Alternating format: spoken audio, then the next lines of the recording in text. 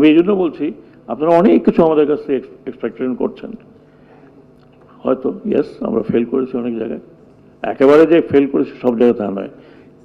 38,000 শ্রমিক প্রতিদিন, আপনার এভরি ডে তারা কি করে, অন্যান্য গার্মেন্টগুলোকে যে ডিস্টার্ব করে। এখানে গার্মেন্টসের বিজিএম এর চেয়ারম্যান আছেন, প্রেসিডেন্ট, এটা আমার ঘাড়ে চাপলো কেন, যে আমার আওয়াজ নাকি খুব বড়, একটু শক্তিশালী, এতে দিল আমাকে। I didn't know what to do with it. প্রতিদিন এভরিডে এটা ঘেরাও করে, ওটা ঘেরাও করে, অমুকের গার্মেন্টের যে শ্রমিক বের করে, সুতরাং সে আমার দিকে তাকাচ্ছেন, and this is a fact. So একটা কমিটি তৈরি হলো যে হোয়াট টু ডু। আমরা 8টা না 9টা যখন দেখলাম যে কুল পাচ্ছি না আমি, সো আই সেড নাও, এখন আমি যেটুকু শিখছি ওইটুকু বললাম, I need a solution, I don't need lot of কথাবার্তা, ইকোনমি কী হবে, ওই কী হবে, সেই কী হবে। কারণ ল অ্যান্ড অর্ডার, অ্যান্ড এই গার্মেন্ট ইন্ডাস্ট্রিটা, এই জন্য আপনাদেরকে বলছি, আমি একটু পরে ছোট্ট একটা স্ট্যাটিস্টিক দেবো। এই গার্মেন্ট ইন্ডাস্ট্রিটা দুর্বৃত্তায়ন যেভাবে হয়েছে, আমি জাস্ট একটু আপনাদের জ্ঞাতার্থে জানাই, যদি ইফ ইউ অ্যালাউ। আমরা পলিটিক্যাল ইকোনমির কথা তো অনেক বলছি, এটাও পলিটিক্যাল ইকোনমি। এই একটা কোম্পানি টোটাল 48,082 and 18 পয়সা, 48,000 crore one particular company has taken from each of the bank, 16টা ব্যাংক থেকে, 16টা ব্যাংক এবং 7টি ফাইন্যান্স কোম্পানি।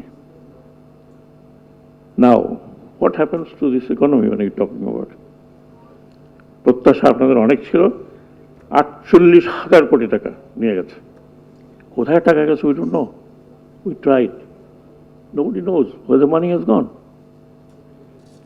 একটা ব্যাংক, আমি নাম করছি, আমি ক্ষোভের সাথে নাম করছি, একটা ব্যাংক, জনতা ব্যাংক, প্রায় 24,000 কোটি টাকা একটা ব্যাংক থেকে নিয়েছে। যখন আমরা জিজ্ঞেস করলাম যে হাউ 24,000 কোটি টাকা ইউ হ্যাভ গিভেন, ওটাই তো ফাইন্যান্স করেছো, করতে থাকো করতে থাকো, কোলাটারাল নাই। 24,000 কোটি টাকা একটা ব্যাংক থেকে।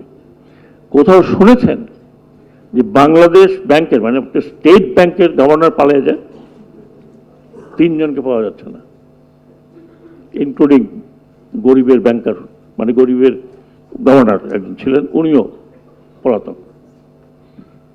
আপনাকে জাস্ট একটা পিকচার দিচ্ছি যে কি অবস্থা আমাদের।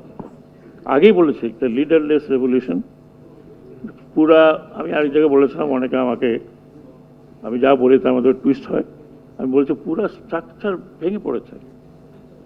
এখনো কি স্ট্রাকচার উঠে দাঁড়িয়েছে? নো। কার ভাই শুনতে পাচ্ছেন না, সরি। এই স্ট্রাকচার নিয়ে 1 বছরে আপনারা কতখানি এক্সপেক্ট করছেন? I don't no.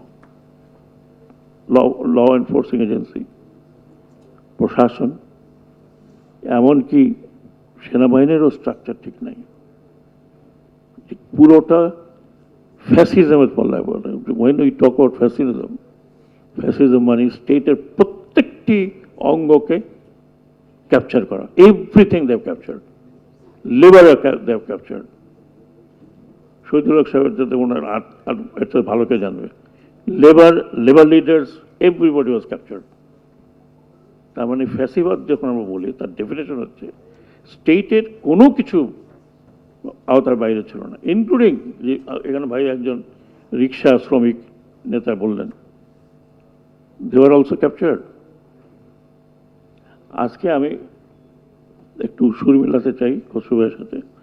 At least one thing you could stand up and talk in front of everybody.